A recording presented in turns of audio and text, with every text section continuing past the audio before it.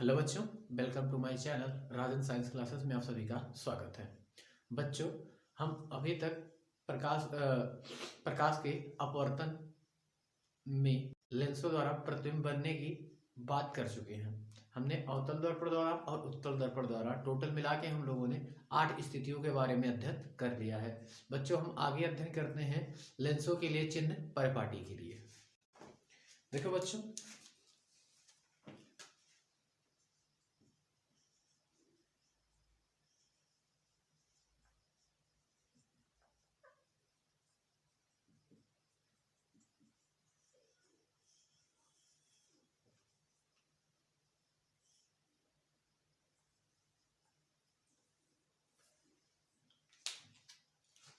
अब देखो बच्चों, जो दर्पण के लिए चिन्ह परिपाटी होती है वही चिन्ह परिपाटी आपका लेंस के लिए भी होता है, लेकिन लेंस में थोड़ा सा चेंज होता है। दर्पण के केस में क्या होता है कि वस्तु जिस तरफ रखते हैं, कुछ केसेस में आपका उसी तरफ आपका प्रतिबिंब भी बनता है, लेकिन लेंस के केस में आपका जिस तरफ वस्तु रखेंगे उसके ठीक दूसरी तरफ आपका क्या हमेशा बनेगा, प्रतिबिंब बनेगा। ठीक है बच्चों, तो सिर्फ इतना चेंज होता है। बाकी जो चिन्ह परिपाटी आप दर्पण के लिए याद रखे हैं वही बच्चों आपको लेंस के लिए भी याद रखना पड़ेगा।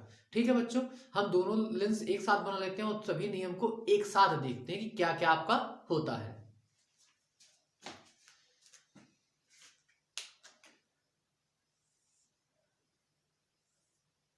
आपका अवतल है, ये आपका उत्तल लेंस है, ये इसका मुख्य अक्ष है और ये इसका भी मुख्य अक्ष है। ये इसका प्रकाशिक केंद्र है और ये इसका भी प्रकाशिक केंद्र है। तो बच्चों याद रखिएगा, हमेशा प्रकाश की किरण बाईं ओर से डाली जाएगी। दोनों की किरणों में आपतित प्रकाश किस तरफ से आएगी, बाईं ओर से आएगी।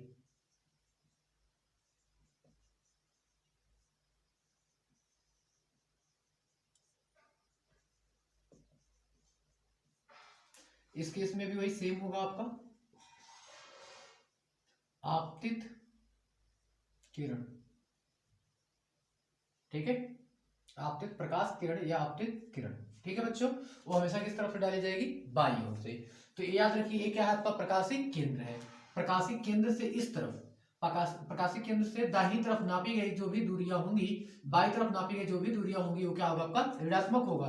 और यही सेम केस इसमें भी होगा, इस तरफ नापी गई सारी दूरी क्या होगी, ऋणात्मक होगी। ठीक है बच्चों, प्रकाशिक केंद्र से दाहिनी तरफ नापी गई दूरी सारी दूरी क्या होगी, धनात्मक होगी। और उत्तल लेंस के लिए भी सेम चीजें होंगी कि आपका प्रकाशिक केंद्र से दाहिनी ओर नापी गई सारी दूरी क्या होगी, धनात्मक होगी। लेंस के ऊपर की दिशा में, लेंस के ऊपर यानी कि मुख्य अक्ष के ऊपर की ओर नापी गई सभी दूरी क्या होगी, धनात्मक होगी। और लेंस के नीचे की ओर नापी गई सभी दूरी क्या होगी, ऋणात्मक होगी। और इसमें भी वही सेम चीज बच्चों कि लेंस के लिए मुख्य अक्ष के ऊपर नापी गई दूरी सभी क्या होगी, धनात्मक होगी। और नीचे की ओर नापी गई सब के सब क्या होगी, ऋणात्मक होगी। बच्चों, आपको सिर्फ इतना याद रखना है कि आपतित किरण हमेशा किस तरफ से डाली जाएगी, बाईं ओर से। प्रकाशिक केंद्र से बाईं ओर नापी गई दूरी सब क्या होगी, ऋणात्मक। प्रकाशिक केंद्र से दाहिनी ओर नापी गई दूरी क्या होगी, धनात्मक। और प्रकाशिक केंद्र के ऊपर नापी गई दूरी क्या होगी, धनात्मक। और मुख्य अक्ष के नीचे की ओर नापी गई दूरी क्या होगी, आपकी ऋणात्मक। ठीक है बच्चों, इतनी चीजें आपको याद रखना है। यही है आपका चिन्ह परिपाटी। हम इसको लिखा नहीं रहे, एग्जाम चित्र से हम आपको इसको समझा दे रहे हैं कि ये आपका कैसा कैसा होगा। ठीक है बच्चों, अब बच्चों हम बात कर लेते हैं लेंसों के लिए सूत्र की। ठीक है बच्चों, लेंसों के लिए यूवीएफ में संबंध। तो बच्चों देखो, जो आपका लेंसों के लिए यूवीएफ में संबंध, ये डेरिवेशन आपके 10th क्लास में नहीं है, ये आपका 12th क्लास में है। तो बच्चों हम इस डेरिवेशन के चक्कर में नहीं पढ़ते हैं, हम आपको सीधा सूत्र बताते हैं और आगे की तरफ बढ़ते हैं। ठीक है बच्चों, तो देखो बच्चों, अगर इसके सूत्र की बात करेगा तो इसमें देखो सिर्फ एक चीज, जो आपका वस्तु है वो हमेशा किस तरफ रहता है, बाईं ओर। लेंस में किस तरफ होता है, बाईं ओर, इसमें फिगर में। ठीक है, तो बाईं ओर नापी गई जो दूरी होती है वो ऋणात्मक होगी, बाकी सारी दूरी क्या होती है, धनात्मक होती है। हमने दर्पण के लिए पढ़ रखा है 1/f बराबर 1/v प्लस 1/u। तो यहां पर जहां पे आपका प्लस में आएगा, यहीं पे क्या हो जाएगा, ये माइनस में। तो ये सूत्र आपके किसके लिए बन जाएगा, लेंस के लिए। अब यहां पे बात कर ले, जहां u प्रकाशिक केंद्र से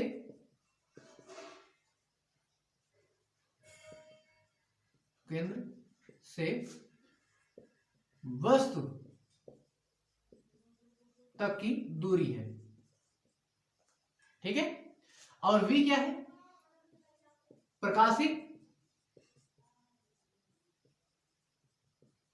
केंद्र से प्रतिबिंब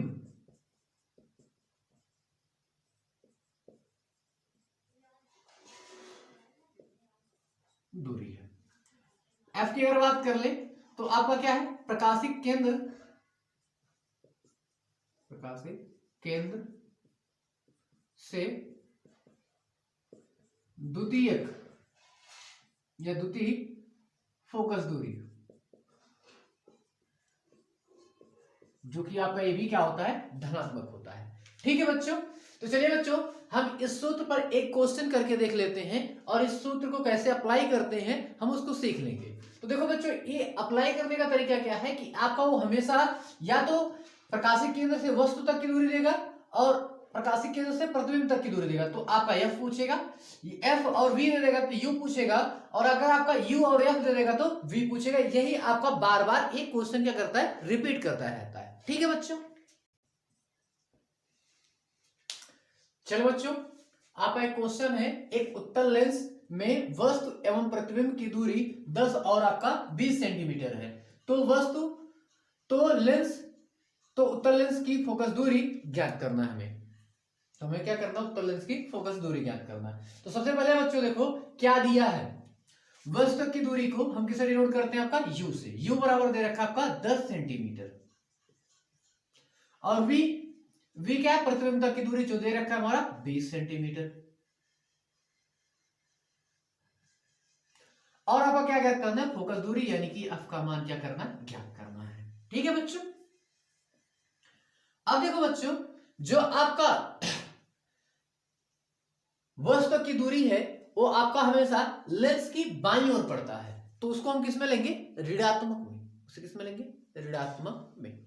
तो चलो देखो, हमारा क्वेश्चन हमारा सूत्र क्या है? 1/f बराबर 1/v माइनस 1/u। चलो मान रखो 1/f बराबर 1/v, v यानी कि 20 माइनस 1/में -10 हो जाएगा। ए भी माइनस और ए भी माइनस, माइनस माइनस से दोनों बच्चों क्या हो जाएंगे? प्लस हो जाएंगे, यानी कि 1/f बराबर 1/20 प्लस 1/10। ठीक है बच्चों, दोनों का एलसीएम ले लो। दोनों का एलसीएम माफ कीजिएगा बच्चों 20 आएगा। दोनों का एलसीएम कितना आएगा? 20 आएगा। तो एलसीएम लेंगे तो इससे इसमें भाग दो, जो भागफल आएगा उसको इस ऊपर गुणा कर देना। 20 से इसमें भाग दे देंगे तो 1 आएगा, भागफल 1 में गुणा कर देंगे तो यहाँ पे 1 प्लस, अब 10 का इसमें देंगे 10 दूनी 20, 2 बचेगा, 2 का इसमें कर देंगे तो यहाँ पे 2 आ जाएगा। तो 1/f बराबर 3 बटे में क्या आ जाएगा आपका? 20। तो f का अगर मान निकालेंगे तो 20 बटे कितना आ जाएगा? 3 सेंटीमीटर, या यहां पर लिख दो। और ये नहीं, अगर यहाँ पे नहीं लिखना है तो इसको काट भी दो। तो इसको काटेंगे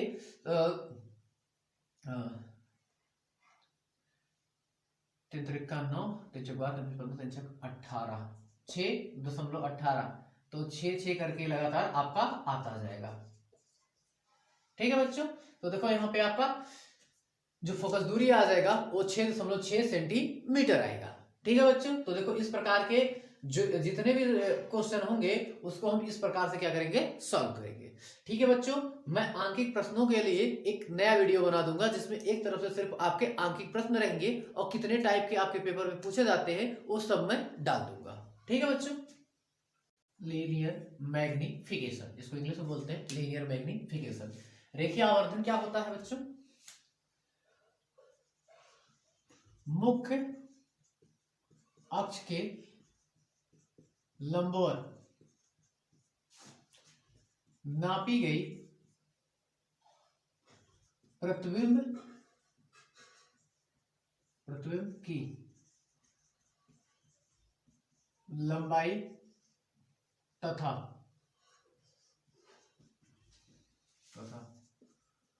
वस्तु की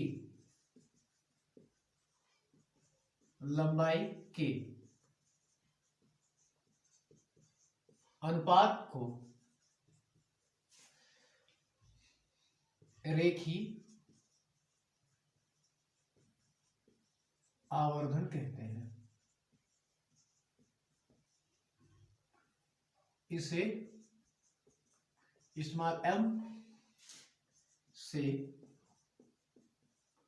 प्रदर्शित करते हैं। इसे किससे प्रदर्शित करेंगे? स्मॉल m से। तो देखो बच्चों, ये क्या होता है? रेखी आवर्धन स्मॉल m बराबर होता है आपका प्रतिबिंब की लंबाई, जिसको हम किससे डिनोट करते हैं? I से, और बटे में वस्तु की लंबाई, जिसे हम O से डिनोट करते हैं। तो देखो बच्चों, यहाँ पे सूत्र आपका आ जाता है m बराबर I बटे में O। यहाँ आ जाता है m बराबर I बटे में O। ठीक है बच्चों। अब यहां पर देखो, इसी सूत्र को हम ऐसे भी लिख सकते हैं, रेखी आवर्धन m बराबर हो जाएगा प्रकाशिक केंद्र से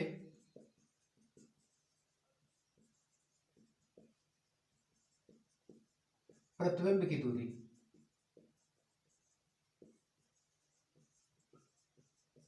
प्रतिबिंब की दूरी जिसको हम किसे डिनोट करते हैं? v से, और बटे में आ जाएगा कि प्रकाशिक केंद्र से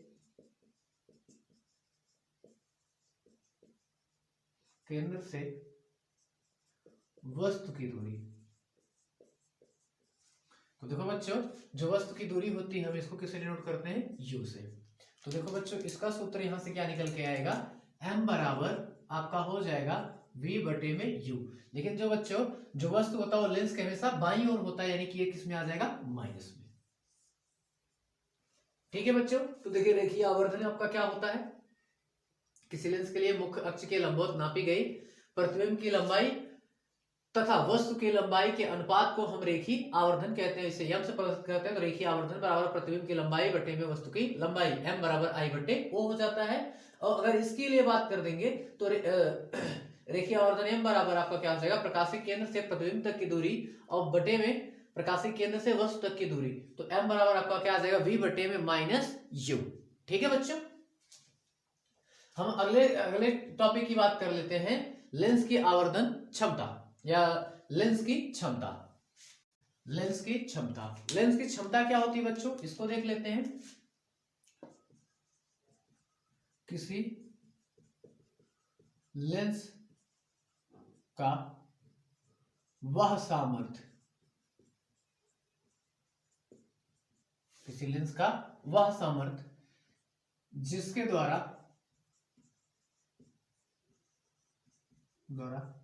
प्रकाश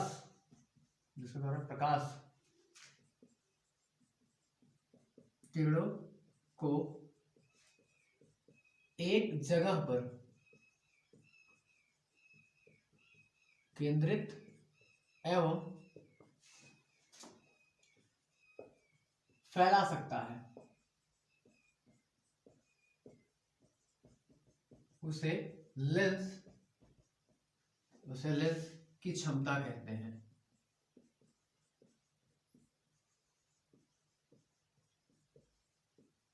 उसे लेंस की क्या कहते हैं? क्षमता कहते हैं।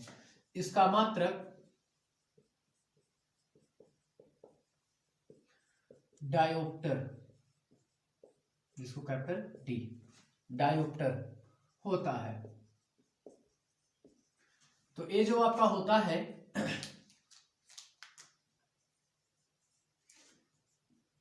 लेंस की क्षमता, पी से डिनोट करते लेंस की क्षमता फोकस दूरी के व्युत्क्रम के बराबर होता है। फोकस दूरी यानी कि f व्युत्क्रम के बराबर होता है। तो देखो बच्चों, ये क्या होगा आपका? ये आपका हो जाता है P बराबर 1/f। लेकिन जब 1/f रहेगा तो ये आपका किस में होना चाहिए? फोकस दूरी मीटर में। तो आपका हम सूत्र इस सूत्र को अप्लाई करके हम निकालेंगे उसका क्या, लेंस की क्षमता। अगर आपका P बराबर ऐसे कर देगा 100 में F, तो यहां पे हो जाएगा आपका सेंटीमीटर में। ठीक है बच्चों, तो देखो लेंस की क्षमता क्या होती है, किसी लेंस का वह सामर्थ्य जिसके द्वारा प्रकाश की किरणों को एक जगह पर केंद्रित कर सकता है अथवा उसको फैला सकता है, तो उसे लेंस की क्या कहते हैं, क्षमता कहते हैं। लेंस इसका मात्रक जो होता है वो डायोप्टर कहलाता है, और उसको हम किससे डिनोट करते हैं, डी से। लेंस की जो क्षमता होती है वो फोकस दूरी के व्युत्क्रम के बराबर होता है, यानी कि P बराबर 1/f। तो F 1/f तब होगा जब वो मीटर में होगा, नहीं तो आपका 100/f होगा, लेकिन कब होगा, जब वो सेंटीमीटर में होगा। तो याद रखिए आपका एक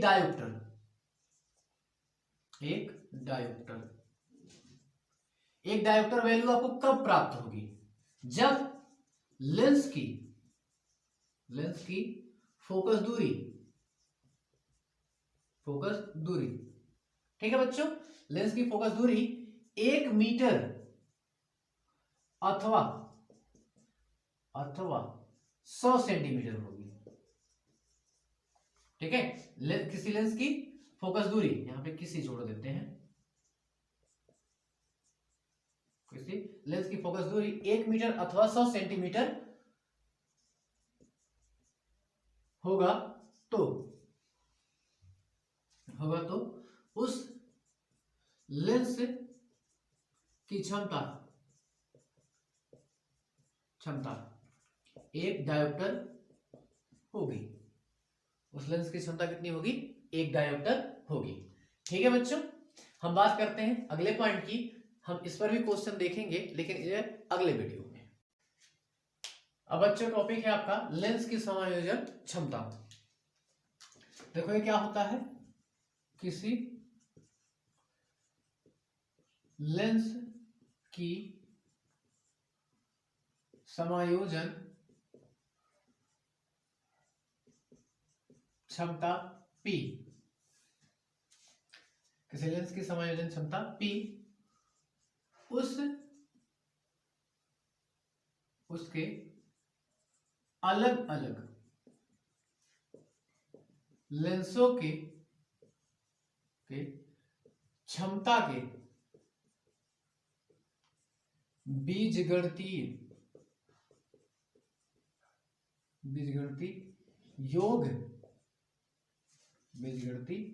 योग के बराबर होता है। बीजगणितीय योग के बराबर होता है। ठीक है बच्चों, अब देखो ये सूत्र आपका क्या हो जाता है, P बराबर आपका हो जाता है P1 plus P2 plus P3 plus P4। आपको कितना हो जाता है, इतना बराबर इतना, और डॉट डॉट आगे भी आपका क्या करता रहेगा, बढ़ता रहेगा। ठीक है बच्चों, ये कहलाती है आपकी लेंस की समायोजन क्षमता। किसी लेंस की समायोजन क्षमता P उसके अलग अलग लेंसों के पृथक अलग लेंसों के क्षमता के बीजगणितीय योग के क्या होता है, बराबर होता है। तो ये आपकी आ गई लेंस की समायोजन क्षमता। अब जो है बच्चों हम बात कर लेते हैं कि हम किस तरीके से लेंस की पहचान करेंगे। चलो बच्चों बात करते हैं लेंसों की पहचान की। लेंस को पहचानने की आपकी निम्नलिखित 2 विधियां हैं। आपका पहला है स्पर्श करके और दूसरा है आपका प्रतिबिंब देखकर। ठीक है, तो सबसे पहले की बात करते हैं हम स्पर्श करके।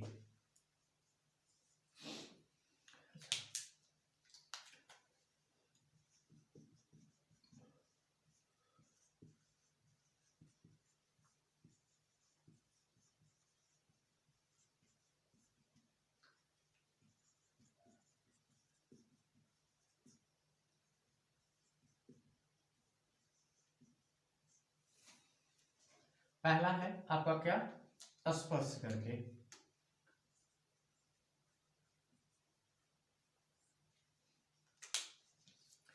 पहला पॉइंट देखिए बच्चों, किसी लेंस को स्पर्श करने पर यदि लेंस किनारों पर पतला और बीच में मोटा प्रतीत होता है तो वह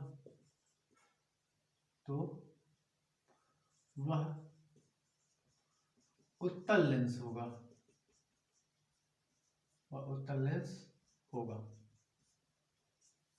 ठीक है बच्चों, पहला पॉइंट इसमें क्या कह रहा है कि आपका स्पर्श करने पर वो क्या लगेगा, आपका किनारों पर पतला और बीच में मोटल, तो आपका 101% वो क्या होगा, उत्तल लेंस। अगर इसमें दूसरे पॉइंट की बात कर ले तो देखो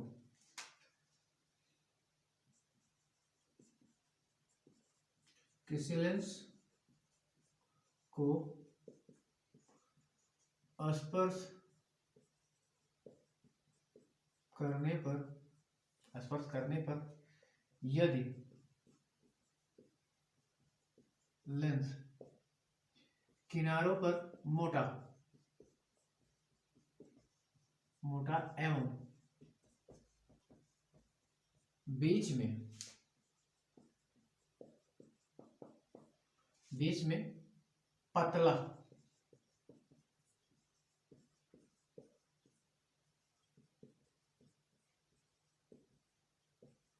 तो वह निश्चय ही आपका अवतल लेंस होगा। क्या होगा, आपका अवतल लेंस। देखो बच्चों, इस तरह हम स्पर्श करके पहचान सकते हैं और प्रतिबिंब देखकर कैसे पता लगाएंगे, प्रतिबिंब द्वारा। इसमें पहला पॉइंट देखो क्या है, यदि वस्तु का प्रतिबिंब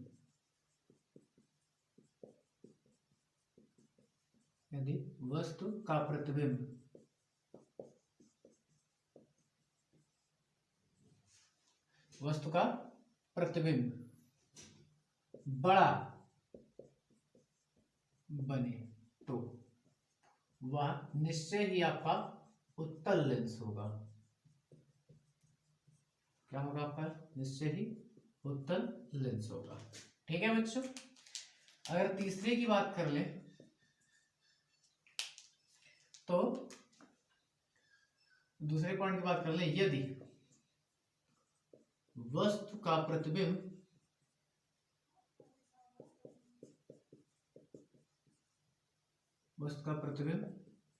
छोटा बने तो वह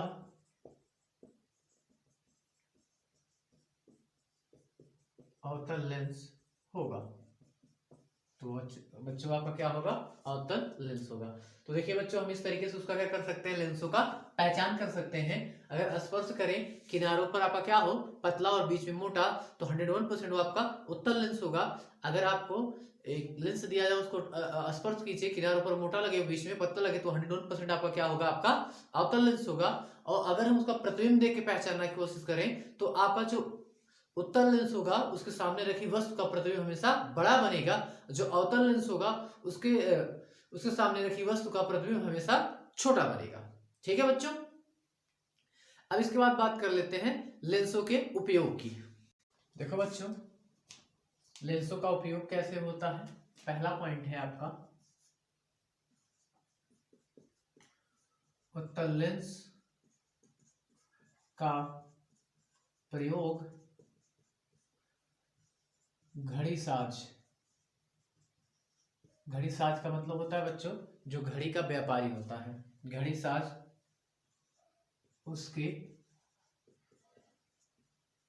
पुर्जे देखने और बनाने में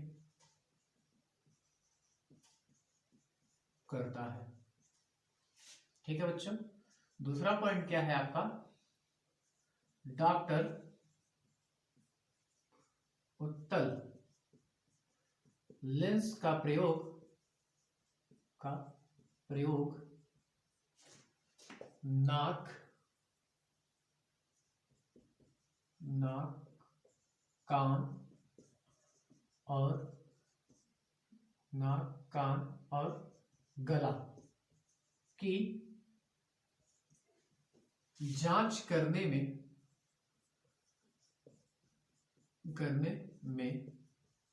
प्रयोग करता है।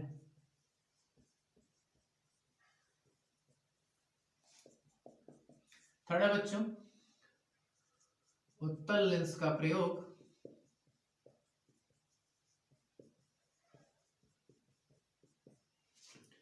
सूक्ष्मदर्शी,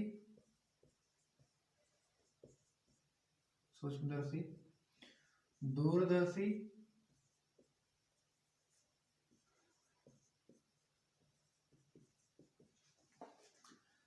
दूरबीन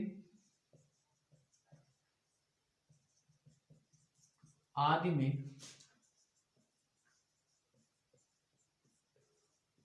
करता है। चौथे पॉइंट की बात कर लेते हैं, नेत्र से संबंधित रोगों की जगह बच्चों आप दोष कर सकते हो, दोष के निवारण हेतु